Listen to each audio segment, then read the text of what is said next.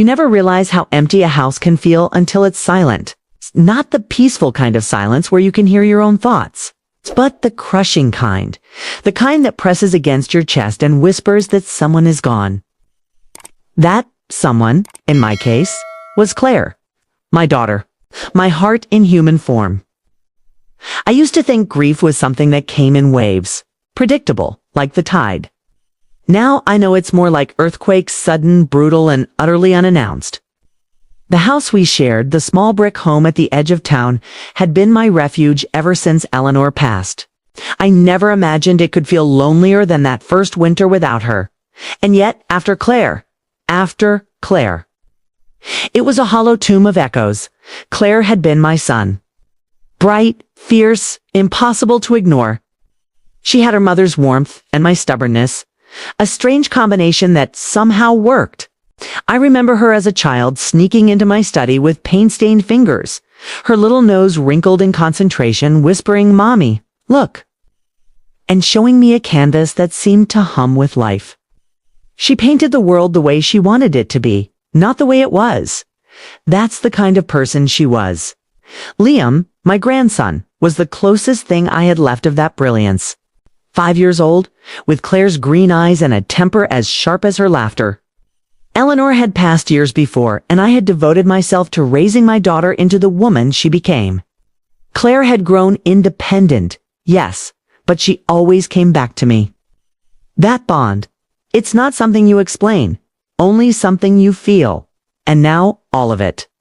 Reduced to whispers and shadows. Before the accident, life had its usual rhythm. Claire would call me in the mornings. She had a habit of making tea just the way I liked it, and leaving little sticky notes around the house, reminders, or just doodles of birds and suns. Liam would run circles around us, loud and reckless, leaving trails of chaos wherever he went. That chaos, in retrospect, was a kind of heartbeat. Life itself. I'd grown accustomed to the quiet hours after Claire left for work. I'd sit in the study, sip my tea, leaf through the newspapers, and listen to the hum of the old radiator. It was in those moments I thought about the past, about Eleanor, about the first days of Claire's life. The smell of baby powder mixed with fresh paint, the tiny footprints across the kitchen floor, the nights I stayed up with a sick child, worrying more about her happiness than my own. That's love, isn't it? Selfless, exhausting, and yet endlessly rewarding. Claire had her fears. She carried them quietly, never wanting to burden anyone. But I always knew. Marcus Thorne, his name alone made her flinch, was a dark mark in her history, a man who had once claimed to love her, who had the audacity to think he could control her life, her choices, her very air. She had fled from him once, leaving behind a trail of restraining orders, police reports, and whispered confessions to me. That part of her life had been buried, but it never left her completely. I had watched her guard herself like a falcon, always alert, always wary. The night before the accident, she came home late, her studio smelling of turpentine and linseed oil, her hair tangled from hours hunched over a canvas. She was jittery, fidgeting with her bracelets. "Mom," she began, hesitant. "I think he's back." I froze, not with fear, but with that cold, sinking knowledge that some things, once stirred, cannot be controlled. Marcus Thorne had a presence. You didn't need to see him to feel it, like a shadow that reaches before you. Claire had seen it again, an unfamiliar car outside her apartment, a stranger's voice at the door, a shadow at the corner of her studio. She had called me in tears, and I had gone straight to her apartment only to find it empty, silent, perfect, terrifying. I remember sitting with her on the edge of her bed, holding her trembling hands. "We'll handle it, Claire. We always do," I said, though my own voice trembled in ways I refused to acknowledge. She had leaned into me, a tiny act of surrender that I cherished. I don't want to be afraid anymore. I promised her right then that no one would hurt her while I could prevent it. And yet, hours later, I got the call. Claire had been in an accident, a late-night drive. Witnesses said it was raining, skid marks. And in that instant, the world turned to fire in my chest. I arrived at the hospital to find the sterile white corridors buzzing with nurses and doctors whose faces I could barely register. The words "there was nothing we could do" are ones I will never forget. Because in those 3 syllables, all my promises died. I held her hand, still warm, still familiar, as she slipped away. Liam wasn't there yet, my grandson, a piece of Claire that remained in this world. I had to tell him. No, I had to survive the thought of telling him. The image of his small face, brimming with confusion, grief, and fear, haunted me from that moment. We came to the funeral, a dull and dreary affair under relentless rain. I tried to be strong, to hold Liam steady. I remember the sound of the preacher's words muffled against the pounding rain. I remember the scent of wet earth and flowers mixing with the faint smell of Claire's studio, as if she'd left a piece of herself in the casket. And then Liam whispered. That whisper. 4 sentences that shattered everything I thought I knew. The man said Mommy was going to be with the angels. Those words, they were tiny, fragile, almost innocent. But in them was a weight that could crush mountains. He had seen him, Marcus. My daughter hadn't fled him for nothing. And now that fear, that darkness had found her even in death. I held Liam that day, shaking, sobbing, and promising silently that justice would come, not tomorrow, not in whispers, but in a way that would honor Claire and protect Liam.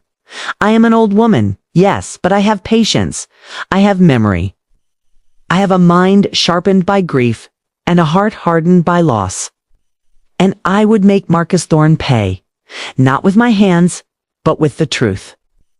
The story of Claire's life, her death, and the betrayal that followed would not end in silence. It would be told. It would echo. And those who thought themselves untouchable would learn that even the smallest whisper can ignite a storm. The morning started like any other. The rain had stopped for a while, leaving the streets slick and shining like wet glass. I remember staring out of the kitchen window, cup of lukewarm coffee in hand, listening to the distant rumble of a truck on the road, thinking nothing of it. I didn't know that by nightfall my life would fracture into pieces I couldn't even begin to imagine reassembling. Claire had called me that afternoon. Her voice was clipped, tense, but she tried to mask it with laughter. "Mom, you won't believe the gallery today people are actually buying my paintings. Can you imagine?" She laughed, that tinkling laugh that always reminded me of wind chimes in a summer breeze.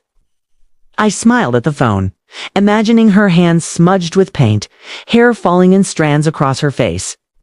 And I said, "I can, and I'm proud of you, kiddo." But even as I said it, there was something. Off, a pause, almost imperceptible, before she spoke again. A hesitation. She had always been forthright, never one to weigh her words like that. "Mom, I'll be home late tonight. I've got something to take care of." I didn't press. I trusted her judgment. And in my heart I knew her well enough to know she meant business. Something serious. My gut, though, screamed that unease isn't always rational, and that sometimes instincts are all we have when the world starts shifting beneath our feet. The call came around 10 at night. My phone rang, a harsh cutting sound that made my chest tighten. A stranger's voice clipped, mechanical. "Ma'am, we need to tell you that your daughter, she's been in an accident. She didn't make it." Everything slowed. The world outside my window seemed to blur and fade. Rain began again, almost in mockery, tapping against the panes with a furious insistence. I couldn't move. My knees refused to hold me, my hands shaking so violently that I dropped the coffee, the ceramic shattering against the linoleum. My daughter was gone. At the hospital, the halls smelled of antiseptic and despair. I remember gripping the nurse's shoulder, demanding to see her. "Where is she? Bring me to her." My voice was a raw animal sound I barely recognized as my own. And then I saw her lying pale and still, the faint smell of her perfume lingering like a ghost. My daughter, the light of my life, extinguished. The police arrived shortly after, taking statements, asking questions, and nodding with sympathetic, practiced expressions. It appears she lost control on the slick road. One said, his tone sterile, impersonal. Skid marks. The weather. An unfortunate twist of fate. And yet, something in their careful words, in the way they avoided eye contact, set my mind ablaze with suspicion. I returned home that night with Liam curled in my arms, his small body shivering against mine. I placed him on the sofa, wrapped in a blanket, and tried to breathe through the pain that threatened to swallow me whole. Sleep didn't come, not for me, not for him. Shadows in the corners of the house whispered of a presence that didn't belong. I felt eyes watching, though I was alone. The next morning, I started piecing things together. I went back over the timeline, speaking with witnesses, retracing Claire's steps. Something didn't add up. The witness at the diner said she was seen leaving at 8:30, but the accident occurred at 9:15 miles away. How? Too many variables, too many questions left unanswered. And then there were the reports of the dark sedan. The description of the driver. I didn't need a police officer to tell me whose shadow had followed her into the night. Marcus Thorne. I'd seen his smug, arrogant face enough to know it anywhere. The thought of him, that poisonous presence from my daughter's past, being close enough to do her harm, made the blood in my veins freeze. I found myself wandering her studio, looking for, I don't know what, something that would prove that she had feared him enough. Something tangible that would make this real to the world. Her brushes were still wet, canvases stacked in chaotic towers, colors that clung to the walls like fingerprints of a life stolen too soon. And in a corner, tucked under a pile of unused canvases, I found a small notebook, her journal. Claire had never been careless with her thoughts. Every page was meticulous, every line a reflection of her soul. But one page, torn and crumpled, had her handwriting jagged with fear. I saw him again today. He says I can't escape. I don't know what he's capable of. I'm scared, but I have to be strong. For Liam? I read the words over and over, the fear in her hand shaking mine now. She had known, she had feared him, and the thought that I had been powerless. It consumed me. Then there was Liam. That child, still clinging to life in small doses, was carrying pieces of truth too heavy for his age. I watched him play quietly, too quiet to knowing. Children are perceptive. They sense the currents adults try to hide. That whisper at the funeral hadn't been a random utterance. It was a thread leading me somewhere dangerous and necessary. I remember the first night we stayed together after the accident. I held him until he fell asleep, whispering the fragments of stories I remembered from Claire, trying to fill him with warmth, with love, with safety. But the shadows lingered, and I knew Marcus Thorne was still out there. Untouchable in his arrogance while my daughter lay cold beneath a coffin lid. My investigation became obsession. I made notes, retraced routes, spoke to neighbors, interviewed shopkeepers near the site of the crash. Every detail, no matter how small, mattered. A man in a dark coat, a shiny ring, a bird emblem. Liam's words clung to me like fire on my skin. Marcus had been there. Marcus had done this. The rage I felt was primal, but so was the responsibility. I couldn't let grief blind me entirely. Evidence, proof, patience, that's what I needed. Revenge was a seductive thought, but I couldn't act without certainty. The law, the truth, and my daughter's memory demanded it.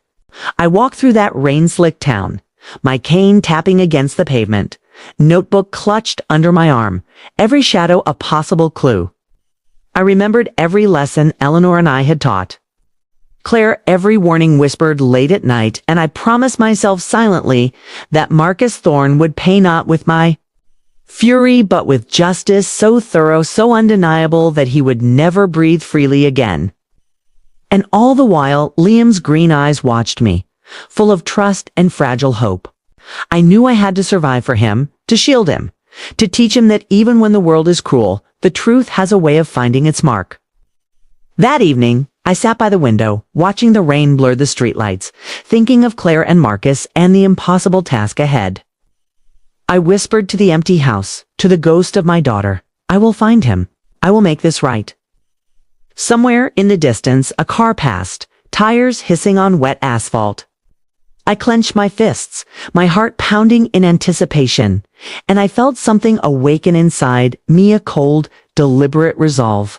This wasn't just grief anymore. This was war. The day of the funeral felt like walking through a world painted in shades of gray. Even the sun seemed to mourn, hiding behind clouds that spilled their grief in a soft drizzle. Black umbrellas bobbed in the wind, a sea of somber faces and polite whispers. I felt like an island of grief, a lone figure standing in the storm. Liam clung to my leg, trembling, too young to fully understand, yet carrying a knowledge far heavier than any child should bear. Ah! People came and went, their condolences droning into the fog around me. "I'm so sorry for your loss," they said. Their voices blended into a chorus of sympathy that rang hollow against the thunder of my own thoughts. I nodded, muttered thank you, and turned away. I couldn't cry. Not yet. I couldn't let Liam see the dam break. He had lost his mother. He needed me to be the foundation, even if it meant shattering in silence beneath the surface.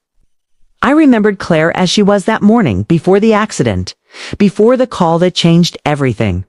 Her studio filled with sunlight and the smell of turpentine, her paintings stacked haphazardly like dreams waiting to take flight. She had a way of seeing the world that I could never teach, never replicate, and now all that light was extinguished. The priest's words washed over me, a slow rhythm of religion and ritual I barely registered. A life so bright, taken too soon. A beloved daughter remembered. I wanted to scream. To tell the whole congregation that this wasn't some random fate, that someone had stolen her from me. But I stayed silent. I had to. Liam's tiny hand was still curled in mine, his warmth anchoring me to the present. It was after the eulogies, when most people had drifted away, that Liam whispered the words that would shatter everything. I remember the weight of his tiny body against mine as he leaned close. "Grandma," he said, voice barely audible over the rain. I bent down, heart hammering. "The man said Mommy was going to be with the angels," he murmured. Those words, innocent and terrible, hung in the air like smoke. I froze, gripping his shoulders, feeling the icy fingers of dread curl up my spine. The world tilted, and I felt my knees buckle slightly under the weight of a truth I hadn't been prepared for. "Who, Liam? Who said that?" I asked, my voice steady despite the storm inside me. He scrunched his little face, trying to remember. "The man. He came to the house. When you were at the store." A memory flashed, Claire calling me frantically. The shadows outside her apartment, the fleeting glimpses of a car idling too long. Marcus Thorne, my blood ran cold. "What did he look like?" I asked carefully, my voice low, almost a whisper. "He had a shiny ring," Liam said, his lips trembling. "With a bird on it? The eagle." Only Marcus wore that gaudy ring, an emblem of his arrogance, his power, and his sense of untouchable superiority. I held Liam a little tighter. My mind raced, calculating, remembering every detail I had observed in the hours since the accident. Witnesses, the skid marks, the dark sedan. Everything pointed in one direction. Marcus had returned. And now he had whispered his confession into the ear of the only person left who could tell the truth. After the funeral, I walked the rain-soaked streets with Liam, his hand in mine. The grief was a living thing, twisting around us, wrapping us in its suffocating embrace. We passed familiar places: Claire's favorite cafe, the bookstore she used to haunt, the studio where she had created worlds out of paint and canvas. Everywhere I looked, I felt her absence like a wound. Back home, the silence of the house pressed in. Liam curled up on the sofa with a blanket, clutching a worn stuffed rabbit that had been his mother's. I sat across from him, staring at the floor, thinking about the events that had brought us here. The world had shifted, the rules had changed, and the man responsible was still out there, unpunished. I went into Claire's studio that evening. The smell of paint and turpentine lingered, stubborn as if her essence refused to leave. I touched her brushes, the canvases, the scattered sketches of places she had dreamed of visiting. And then I noticed something, an envelope, half hidden under a stack of papers, addressed to me in her handwriting. My heart raced as I tore it open. The letter was brief, written in her distinctive, flowing script. "Mom, if anything ever happens to me, trust your instincts. There's someone who wants to hurt us. Protect Liam, protect yourself. Don't wait for permission. I love you." Her words were both a warning and a charge. I felt the fire of determination ignite inside me, a cold, deliberate resolve that pushed aside the numbness of grief. Marcus Thorne had thought he could terrify her. He had underestimated the power of love, of memory, of a mother's instinct to protect what remains of her family. Over the following days, I noticed more anomalies. Phone calls Claire had ignored, messages deleted from her laptop, receipts for places she hadn't mentioned visiting. It all painted a picture I had been trying to deny, a picture in which Marcus Thorne was not just a shadow from the past, but a predator who had returned to finish what he had started. And then there was Liam, who seemed to carry pieces of knowledge too heavy for his age. His questions were careful, probing. "Grandma, will she come back?" "Why didn't they stop him?" I answered as best I could, choosing words that were truthful without revealing the horror I suspected. Yet in those moments, I saw a glimpse of the woman I needed to become, a hunter, a guardian, a force of reckoning. Each night, I replayed the day of the accident, examining every minute, every turn, every shadow. I visited the scene during the daylight, walking the wet pavement where Claire had lost her life. The skid marks, the debris, the faint marks on the guardrail, studied them all. Something didn't add up. Too clean, too precise, too deliberate. I also began tracking Marcus' known associates. Small clues here and there in paid bills, rented storage units, whispered sightings at local establishments. It was meticulous work, exhausting in its demand for precision, but I had no choice. Patience had become my ally. Obsession, my weapon. But grief never lets you act in clarity. Some nights, I would wake with my pillow soaked in tears, my hands shaking, and the knowledge that Claire's laughter would never echo through the house again. Liam would stir, and I would hold him close, whispering that we were safe, even as my heart screamed that we were anything but. It was during one of those nights that Liam whispered again, words almost too soft for me to hear. "Grandma." He said she wouldn't listen. The dread coiled tighter around me. He had been there. Marcus, my daughter's murderer. And he had the audacity to confess to a 5-year-old. That whisper was not just a confession. It was a challenge, a provocation.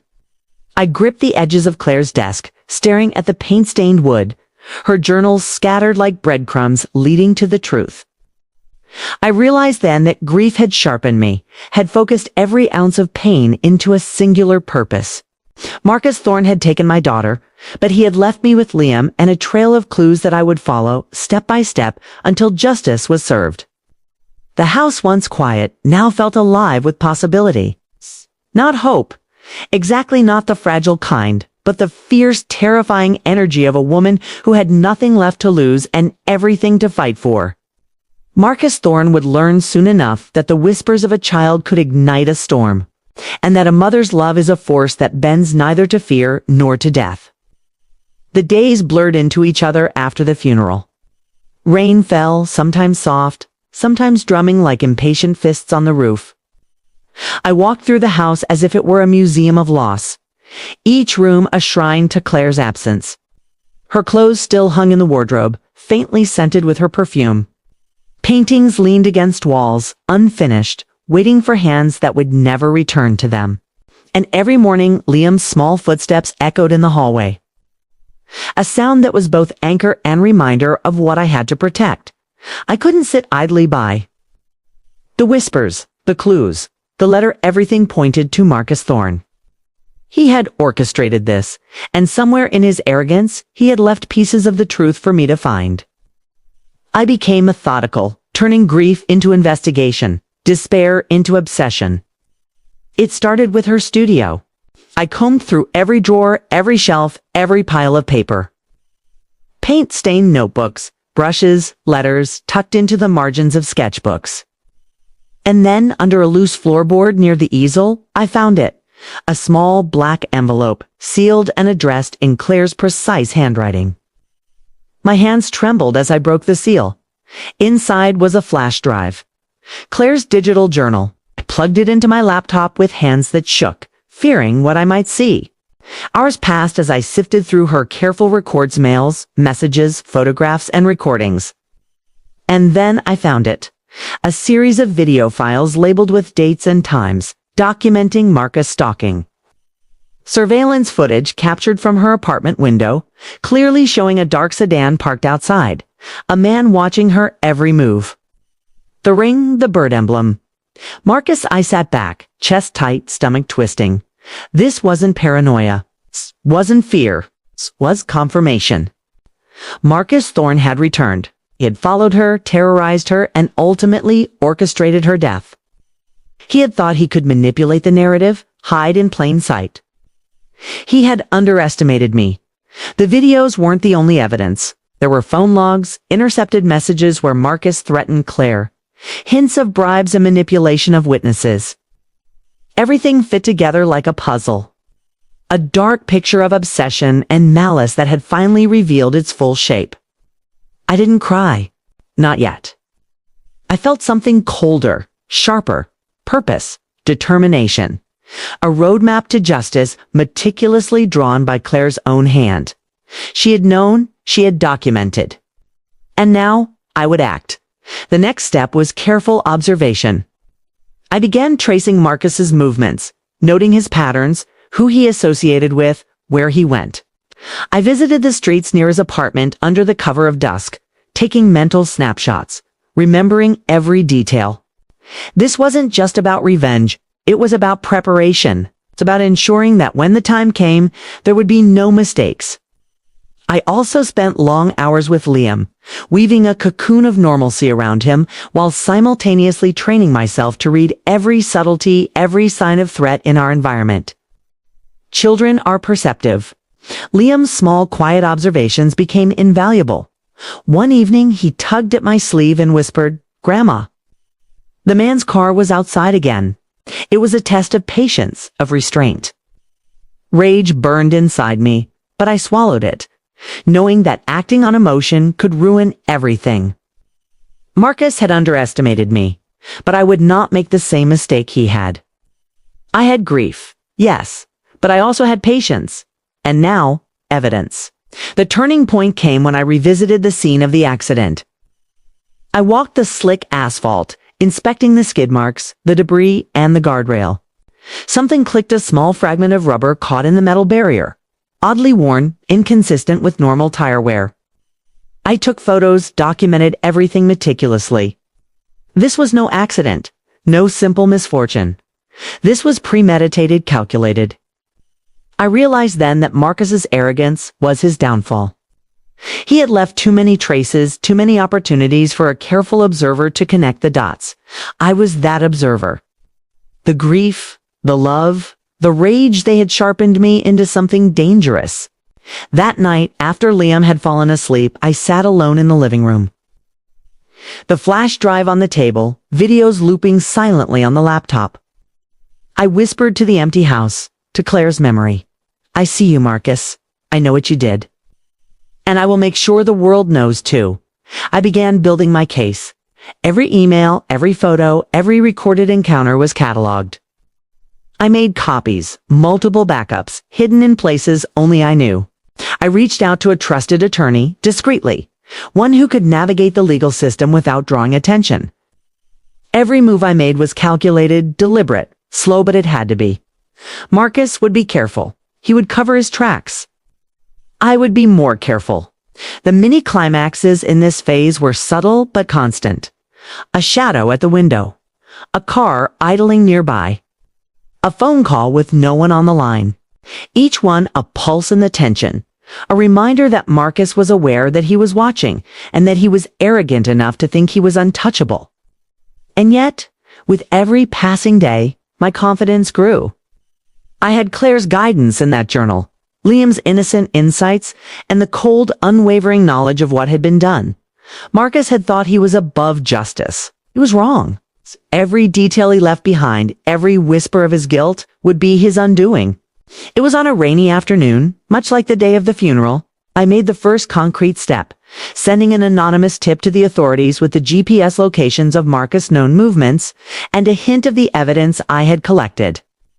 I watched, hidden, as officers followed the trail, unaware that the old woman in the black coat holding a cane was the architect behind their lead. By evening, I felt a strange combination of grief, exhaustion, and anticipation. The turning point was no longer abstract. It had become concrete. Marcus Thorne was within reach, not just as a target of suspicion, but as a man whose web of lies, obsession, and murder was about to unravel. I leaned back in the chair, watching Liam sleep, and thought of Claire. The whisper of her child at the funeral had shattered me. Yes, but it had also forged me. In that fragile, tragic moment, I had become something else's mother, a grandmother, and now a seeker of justice. The path ahead was treacherous. Marcus was cunning, resourceful, and cruel, but I had patience, planning, and truth on my side. The turning point was clear. This was no longer about grief, it was about action. And the storm I was about to unleash would be one Marcus Thorne would never forget. The nights were long, the hours stretching like endless shadows across the walls of my house. Every creak, every gust of wind, every distant hum of a car engine made me flinch, suspecting Marcus Thorne at every corner. I had become a different woman, alert, deliberate, patient, and consumed by the singular thought of justice for Claire. Liam slept fitfully beside me, occasionally stirring and mumbling her name in his dreams. I would watch over him, half in fear, half in reverence, knowing that I had to survive not just for me, but for the life of the child who now carried my daughter's legacy. My first task was to build a timeline. Every step Claire had taken in the final weeks of her life, every shadow that had followed her. Emails, text messages, receipts, witness accounts, every fragment mattered. I began calling people under the guise of casual inquiries, piecing together her final movements. Each answer added a small layer to the image I was constructing. Marcus Thorne had returned. He had orchestrated her death, and he had left enough traces to ensure I could find the truth if I was careful. I remember the first time I saw him again, though not directly. A friend of Claire's, too afraid to speak, mentioned seeing a man loitering near her studio days before the accident. A man with the gaudy eagle ring, just as Liam had described. The sighting set my blood alight, not with fear, but with cold purpose. I was onto him, inch by inch, and I would not be deterred. I began keeping detailed records. A notebook by my side at all times, filled with scribbled observations, timelines, and cross-references. I started tracking Marcus's associates, people who might have been complicit, unwitting, or otherwise. Store clerks, delivery men, security camera operators, all pieces of a puzzle I was determined to solve. I had Claire's journal as my guide, and it revealed more than I had initially realized. She had suspected someone close to her inner circle had been feeding Marcus's information, someone she had trusted. The thought churned in my stomach. Betrayal had a familiar taste, bitter, sharp, corrosive. I knew then that the fight wasn't just against Marcus, it was against anyone who had enabled him. I had to isolate him, dismantle his safety net, and expose the truth for what it was. Everyday life became a balancing act. Liam needed normalcy, playdates, school, laughter. I provided it, smiling, pretending that the world was intact while secretly hunting a man who had destroyed ours. At night, I pored over documents, watched videos Claire had recorded, and made calls under false pretenses. Evidence gathered meticulously, verified, and cross-checked. I also made contact with a retired detective, a friend of Eleanor's from years past. He was cautious but intrigued. "You're stepping into dangerous territory," he warned. "These aren't just threats, Arthur. Marcus Thorne has resources." I nodded, swallowing the unease that threatened to rise. "I don't care about the danger," I said. "I care about the truth. And if the law isn't enough, I'll make sure it's enforced anyway."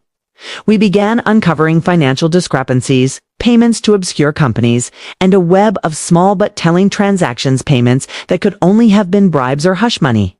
Marcus had tried to manipulate everything to cover his tracks, but Claire had documented his patterns.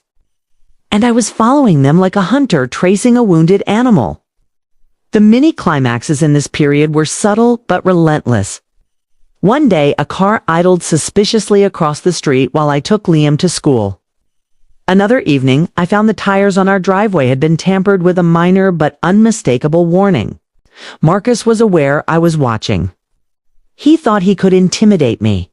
He had no idea patience was my weapon. I created multiple backups of the evidence, hidden in safe places only I knew, encrypted with passwords that only Claire and I would have understood. Each document, each photo, each video file was a piece of the eventual confrontation, a brick in the foundation of justice I was building. One evening, while reviewing security footage Claire had recorded of the street outside her studio, I noticed something chilling: a shadowy figure, moving with intent, placing an object near her car. Zooming in, I recognized the eagle ring. Marcus had been there. He had been close enough to touch her, to control her fate. My hands shook as I documented every frame, my mind replaying the funeral, Liam's whisper, and the stolen life of my daughter. I realized then that patience alone would not suffice. I needed to draw him out, to provoke a mistake that would expose him fully. I started leaving subtle traces, breadcrumbs, hints of knowledge that I had discovered, hoping that his arrogance would make him slip. Marcus Thorne believed he was untouchable. He would learn, slowly, painfully, that he was not. I spent nights reflecting on morality, revenge, and justice. I questioned myself constantly. Was I crossing a line? Was I becoming the darkness I sought to punish? But then I looked at Liam, sleeping soundly, his tiny chest rising and falling, and I knew. Every action, every choice was for him, for Claire, for the truth that demanded to be revealed. The final breakthrough came unexpectedly. A neighbor, initially silent out of fear, provided a small detail: a call Marcus had made the night before Claire's accident, corroborated by a distant recording from a security camera. The pieces fell into place like a perfect, terrifying puzzle. Marcus Thorne had planned it. He had executed it. And now I had the evidence to make him accountable. By this point, my obsession had sharpened me. I was no longer merely a grieving mother. I was an investigator, a strategist, a guardian. I knew Marcus' next steps would be predictable. Arrogance always is. I anticipated his moves, prepared contingencies, and ensured that the law would intersect with his crimes in a way he could not escape. I also prepared Liam carefully. He was too young for full understanding, but he sensed the tension, the anticipation. I taught him subtle lessons: watch, listen, remember, but always with care, ensuring that his innocence remained intact even as the storm built around us. The house, once a haven of grief, had become the command center for justice. Every document, every photograph, every memory of Claire was a weapon. Marcus Thorne had underestimated a grieving mother. He had forgotten that love, combined with patience and intellect, is a force impossible to resist. And so, as the rain fell again that night, tapping insistently against the windows, I felt the first real flicker of hope. Justice was coming. It would not be immediate, it would not be easy, but it would be inevitable. Marcus Thorne had sown the seeds of his own downfall, and I would harvest them meticulously, deliberately, and without mercy. The house was quiet, but my mind never rested. Sleep became a tool, not a necessity, a momentary pause in the relentless plotting that had become my life. Each morning, I rose with a single purpose: stay one step ahead of Marcus Thorne. He had underestimated me from the start, assuming grief would render me powerless. He didn't know that patience, like a sharpened blade, can cut deeper than anger ever could. I began by mapping out Marcus's routines in meticulous detail. Where he went, who he spoke to, the hours he was likely to be away from the prying eyes of the world. Surveillance had become my constant companion: hidden cameras, discreet recording devices, even small, simple observations during my errands. Every movement, every gesture, every call was a thread I could pull to unravel the man who had destroyed my family. The law could only carry me so far. Police reports, evidence, and witness statements were vital. Yes, but Marcus had money, influence, and arrogance on his side. He believed he was untouchable, protected by lawyers and loopholes. I intended to prove him wrong. I would not strike blindly. I would strike deliberately, exposing him to a world that would not ignore the truth. I spent long evenings with Liam, reinforcing a fragile sense of normalcy. He played, laughed, and asked the occasional question. And I answered with careful honesty, truth shaped for his age, soft enough to not shatter him, but firm enough to instill awareness. "We'll make sure Mommy's story is told," I whispered one night, holding him close. "And we'll make sure the man who did this answers for it." The first step of my plan involved setting small traps. Subtle provocations.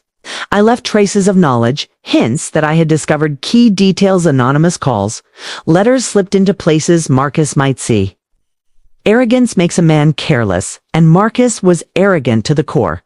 He believed himself untouchable. I would use that against him. Each mini-climax of this stage was psychological, a shadow in the corner of my vision. A car parked too long across the street. The faint echo of a ring on pavement. Marcus was aware. He sensed I was watching, but he didn't know how much I had already uncovered, how far ahead I had planned. I coordinated discreetly with the retired detective I trusted. He became my advisor, quietly confirming that every step I took aligned with the law. The beauty of this strategy was that I didn't have to rush. Marcus would make mistakes. He always did. Patience was my ally, and my prey would reveal itself when the moment was right. The turning point came when I noticed unusual activity around one of Marcus's known properties. Cars arriving and departing at odd hours, people I didn't recognize, patterns that suggested movement of evidence or communication. I documented everything, photographing license plates, noting times, and marking the smallest details. Each day brought a new piece, a breadcrumb leading to the inevitable confrontation. I also began recording conversations and interactions wherever legally permissible. Marcus often spoke with a careless arrogance, his words dripping with self-assuredness. One night, captured through a hidden recorder, he muttered to an associate, "She's dead. Nothing can touch me." The law won't find anything concrete. His voice, confident and dismissive, was proof enough of his guilt. As days passed, the tension built. Every knock at the door, every unexpected visitor, every ringing phone became a possible threat. I learned to anticipate his moves, to predict his arrogance-driven errors. Marcus believed he was untouchable, but the careful web I was spinning would catch him inescapably. In this stage, I also revisited Claire's journals repeatedly. Her words guided me, her fears, her suspicions, the precise descriptions of Marcus's behaviors and methods. I realized that she had left me a blueprint, a map of her torment and his cruelty. And I had the wisdom, the patience, and the resolve to follow it. One evening, I prepared a subtle ruse. I leaked a false trail of information, one small piece of evidence suggesting I was cornered, vulnerable, unprepared. I knew Marcus's arrogance would make him investigate personally. It was a risk, yes, but calculated. The bait was set. And as I watched the rain trace patterns across the window pane, I knew he would take it. He always took the bait. The psychological tension was immense. I felt the weight of every choice, the magnitude of responsibility pressing down on my shoulders. But with each calculated step, I also felt the sharpening clarity of purpose. This was no longer grief. It was a mission. Justice for Claire, protection for Liam, and exposure of Marcus' arrogance and cruelty. Every night, I rehearsed the confrontation in my mind, imagining the precise moment when evidence, witnesses, and Marcus's own arrogance would collide. I imagined the look on his face when he realized that the old woman he had underestimated had orchestrated every step, anticipated every move, and would deliver justice in a way he could not escape. The tension reached its apex when I received word from the detective. Legal authorities were ready to act. They'd corroborated the surveillance, traced Marcus' accomplices, and prepared a controlled operation. All that remained was timing, patience, and execution. I sat alone with Liam that night, the house silent except for the hum of the heater and the occasional creak of old wood. I held him close, whispered reassurances, and felt a surge of resolve unlike anything I had known. Marcus hesitated, glanced over his shoulder, and stepped into the building, where an unexpected visitor awaited him. It was me. I watched as realization dawned on his face. The casual arrogance dissolved into confusion, and then fear. He saw the evidence laid out: photographs, videos, documents that traced every step he had taken in harassing and ultimately murdering Claire. His world tilted as the full weight of his actions pressed down on him. "You thought you were untouchable," I said, my voice calm, deliberate, and sharp, cutting through the tension like a blade. "But every step you took, every threat, every crime, you left a trail, and I followed it." He opened his mouth, tried to speak, but no words came. The arrogance, the smugness, the false confidence, it had all collapsed in the face of undeniable truth. Law enforcement stepped forward, quietly but firmly, and the realization hit him fully. The cameras, the evidence, the trail meticulously documented by Claire and now by MIT was all too much. The poetic justice was subtle but piercing. Marcus' empire of intimidation and fear had crumbled, not in violence, not in revenge born of anger, but in the undeniable power of truth. He was arrested, charged, and exposed. Every lie, every manipulation, every act of cruelty laid bare. Watching him led away, I felt a strange mixture of relief, sorrow, and closure. Justice had been delivered, but it did not erase the pain, the grief, or the void left by Claire's absence. It simply honored her memory, ensured her story would be told, and protected Liam from further harm. Returning home, I held Liam close, feeling the fragile warmth of life and the weight of what we had endured. "We're safe now," I whispered. "And her memory will live on." I spent the evening in Claire's studio, touching the brushes, the canvases, the remnants of her world. The paintings seemed to glow with her spirit, the colors vivid and alive. I knew that Marcus would never erase her, never undo her existence. She had been stolen from us, yes, but her essence, the laughter, the art, the love remained, untouchable and eternal. That night, I sat by the window, watching the rain fall softly on the street. There was no fanfare, no grand celebration. Justice is rarely loud. It is quiet, deliberate, and enduring. And in that quiet, I felt her presence, a whisper of light that had survived the darkness. Marcus Thorne would face consequences, but more importantly, truth had been honored. Liam slept peacefully, and for the first time since Claire's death, I allowed myself a measure of calm. The storm had passed, not in totality, but enough for us to breathe again. I realized then that justice is not always immediate, not always violent, but it is inevitable when guided by patience, love, and the unyielding pursuit of truth. Marcus had underestimated the bond between a mother, a daughter, and a grandson. He had misjudged the power of grief channeled into purpose, and he had learned far too late that no one escapes the consequences of their actions. The rain slowed, turning into a gentle drizzle. I held Liam close, feeling the warmth of life pressing against the shadow of loss.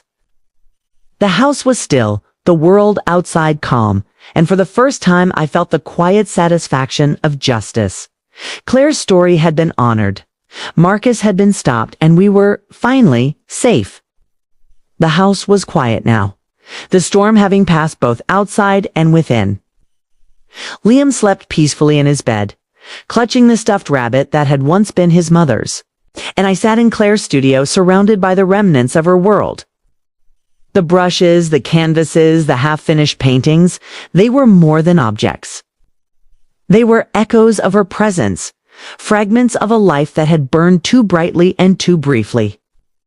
I ran my fingers over one of her brushes, worn and stiff with dried paint. I remembered the mornings she had slipped into the studio before dawn, the smell of turpentine in the air, the laughter that filled the corners of the room.